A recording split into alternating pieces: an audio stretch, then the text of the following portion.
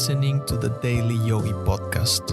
Every weekday, I'll share timeless yogi wisdom in bite-sized relatable lessons you can apply immediately to help you expand your perspective on life. The blood ran down his face in crimson rivers.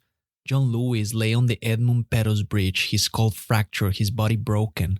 The young man from Troy, Alabama, the young man who had already spent years preaching nonviolence and love in the face of hatred, had been silenced.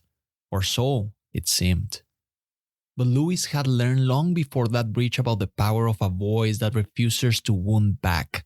Even as a seminary student organizing sit-ins, he studied Gandhi's teachings. He practiced Martin Luther King's philosophy of responding to hatred with love. When white supremacists spat on him, beat him, dragged him from buses, his voice never turned to venom.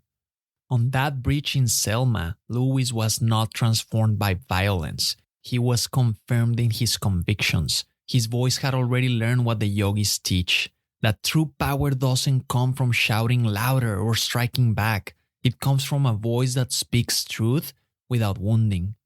Over the decades that followed in Congress, Lewis refined this voice even further.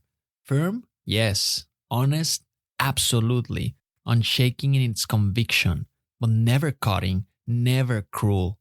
Colleagues from both sides of the aisle remarked on his gentleness, his refusal to return fire with fire. He became the kind of man who could speak truth to power in a whisper and still command a room. When asked what kept him from hating those who beat him, Lewis would smile.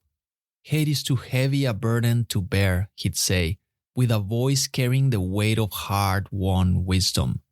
As Mabel Collins wrote in Light on the Path, before the voice can speak in the presence of the masters, it must have lost its power to wound.